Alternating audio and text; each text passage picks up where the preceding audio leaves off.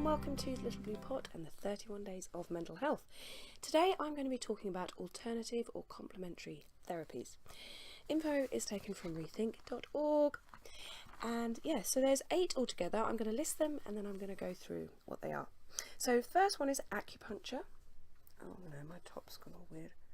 Acupuncture, aromatherapy, herbal medicine, homeopathy, massage, meditation, spiritual or energy healing, and yoga. So 1, acupuncture. So we've all heard of acupuncture, the little needles that are put in different spots over the body. Some acupuncturists say it's good for mental health. Other people say there's no scientific evidence to support it. Now, personally, if you are trying different alternative therapies, it might be that they work very well alongside your existing meds or your existing therapy. So I'm not saying that acupuncture probably won't do anything, but it might be that on top of your other things that you could try it. Again, some people say it's great for depression, schizophrenia and insomnia, but then other people say there's no research, there's no evidence to support that. So have a go. I mean, I personally, I've had other people do it for other sort of health conditions and they've found it rather beneficial. Personally, I haven't really kind of investigated it enough myself, but if anyone else has, let me know. Secondly, aromatherapy. So this is using essential oils to improve your health and well-being. So you can use them in massage, the oils, or you can, kind of have them in like bottles and put them on a hanky and smell them. My yoga instructor says sometimes put them on your yoga mat, so when you're doing your poses you can smell the oils. I haven't done that yet either, but again, some of these are a bit, for me, some of them I might try, but some of them I'm not sure about, but I thought I'd list them, give alternatives, because I think if you have sort of more milder depression, milder anxiety, still really rubbish, but it might be that some of these work for you. I think for more severe mental illnesses, possibly not, but I may be wrong. Please comment if you feel comfortable. So aromatherapy oils can be good. I mean, like I say, I think lavender and things like that are good for relaxation. Herbal medicine. So all herbal medicine is made from plants, and you can get them in different forms: liquid, powder, cream, and qualified herbalists will prescribe you with what you need. So so some examples of herbal medicine.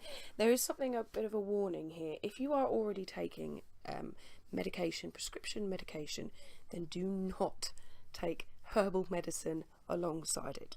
Okay? If you have not been prescribed any antidepressants or any kind of medication, this could be a starting point.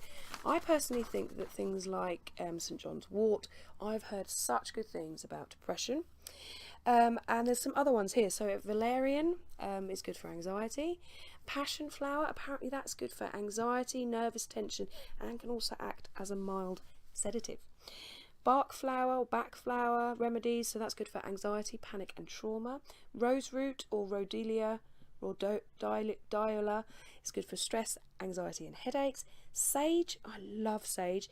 Didn't know, depression, anxiety and improving memory. And then chamomile, so like chamomile tea, can act as a mild sedative. Again, some people think this is a load of rubbish. Other people think there's a real benefit coming from more herbal based plant products rather than sort of drug companies, mass produce kind of, the tablets that don't have any plant extract in.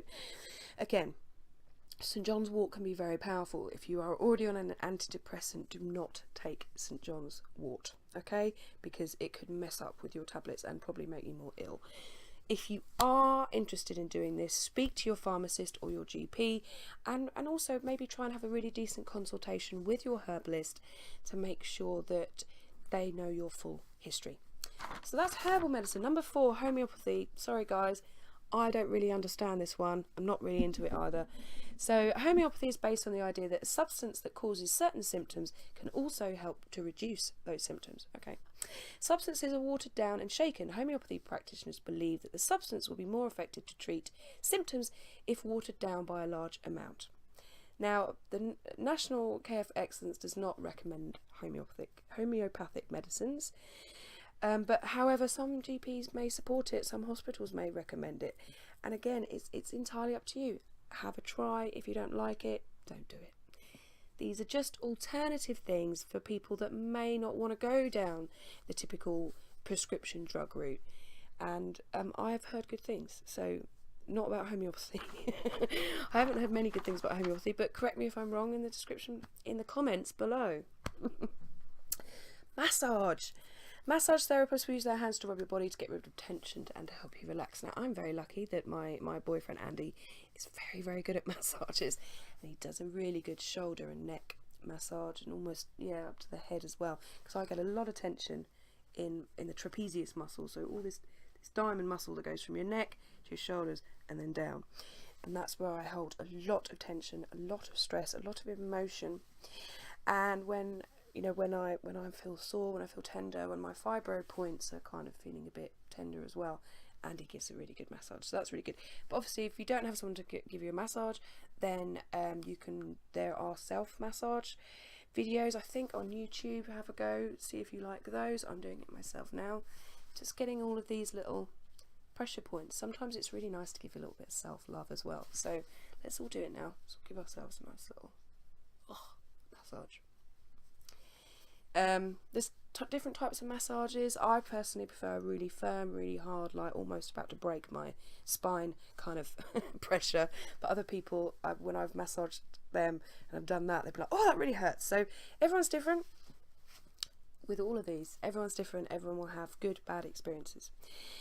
Number 6, mindfulness and meditation. So please check out my mindfulness tasks video for some really good tips and techniques for learning how to be mindful. But the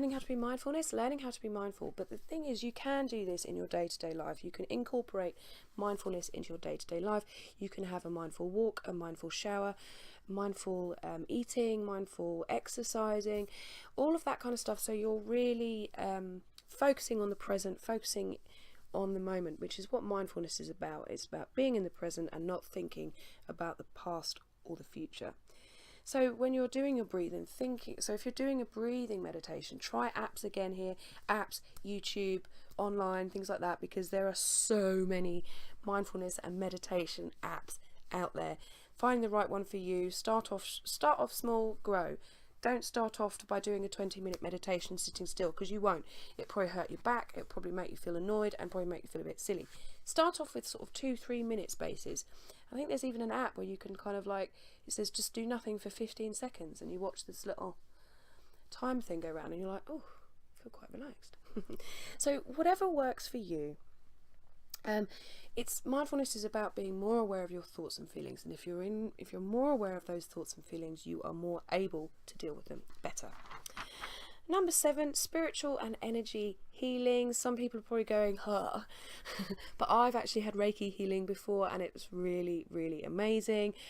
It's not really known if it's kind of, there isn't really much evidence to support that Reiki healing, spiritual energy healing, does well for mental illness, but it could promote better mental health. It could promote better physical health, and therefore it might make you feel less poorly in the long run. However, some people think it's an absolute load of rubbish, and maybe actual physically touching, so massage and things like that, would probably be more better. So probably better for you. So please tell me what you think of all of these different alternative therapies. And the last one is yoga. I've talked about this a lot, so I won't go into too much detail, but yoga is about focusing on your breathing. So having breathing techniques that incorporate strength building and flexibility, both of which improve your mental well-being. Yoga can help to reduce stress and depression. I do it as much as I can. I try and do it every day.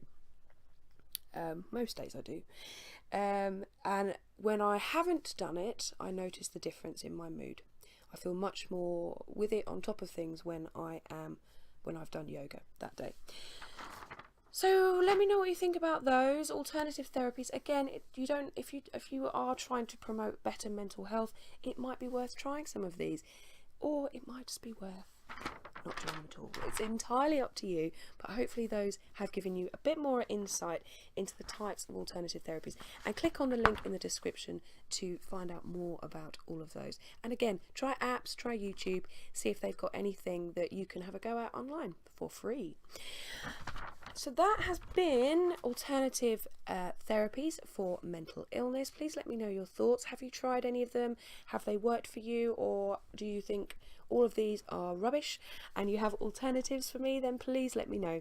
Please give this video a like. Please share it if you think it might be beneficial for someone else. Please subscribe if you haven't already. Take care, guys. Be kind to yourselves, and I will see you next time.